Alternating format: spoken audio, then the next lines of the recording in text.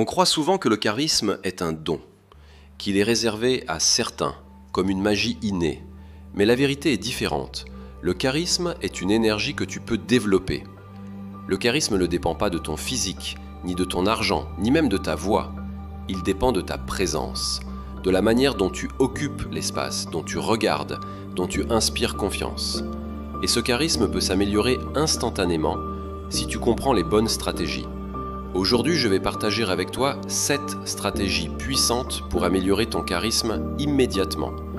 Elles ne demandent pas des années d'entraînement, mais un changement d'attitude.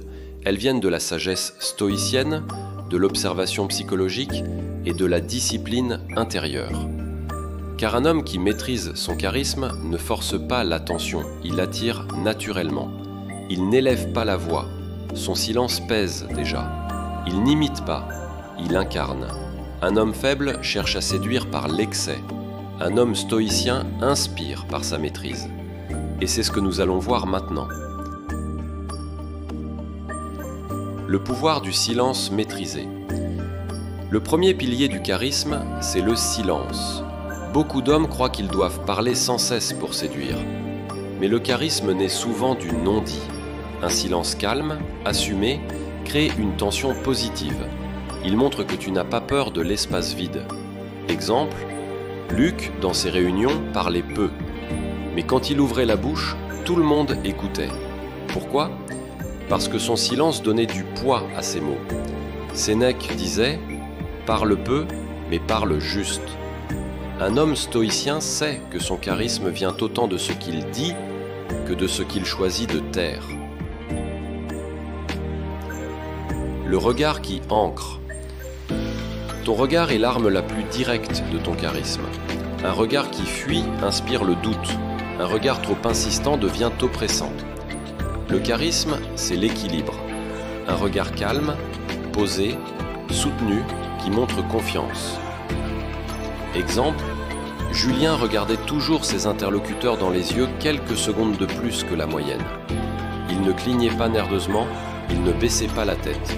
Et son charisme grandissait naturellement. Marc Aurèle écrivait « Le visage est le miroir de l'âme ». Un regard stoïcien révèle une âme stable, et c'est ce qui attire. La posture et la respiration. Le charisme commence dans le corps. Une posture affaissée te rend invisible. Une respiration agitée trahit ton stress. Mais si tu redresses ton dos, poses tes épaules et respires profondément, tu imposes déjà une présence. Exemple. Karim, timide, avait appris à marcher plus lentement et à respirer par le ventre. En quelques semaines, ses collègues le percevaient différemment, plus confiant, plus charismatique.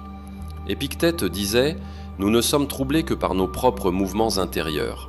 Maîtriser ton souffle et ton corps, c'est la base de ton charisme. »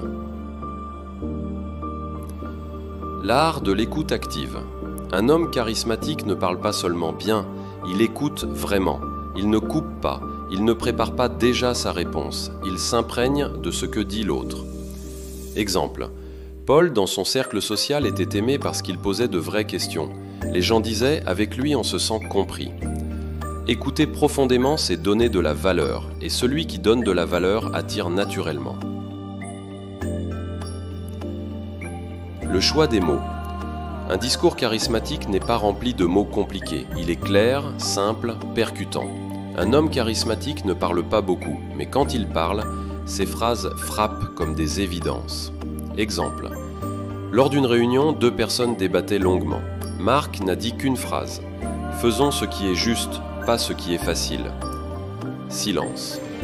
Toute la salle a suivi son avis. Le stoïcien choisit des mots justes, pas nombreux. C'est ainsi que ses paroles marquent les esprits.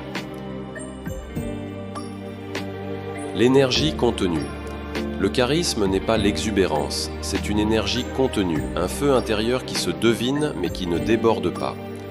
Exemple. Nicolas, calme en apparence, dégageait une intensité. On sentait qu'il pouvait agir fort, mais qu'il choisissait le contrôle. Marc Aurèle disait « La vraie puissance est de se posséder soi-même ». Un homme stoïcien attire non par ses gestes excessifs, mais par sa retenue. La cohérence entre parole et action. Le charisme disparaît quand tes paroles et tes actes ne concordent pas.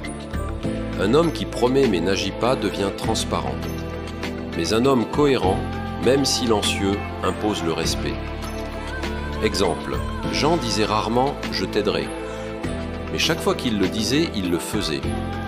Les gens savaient que ses paroles avaient du poids.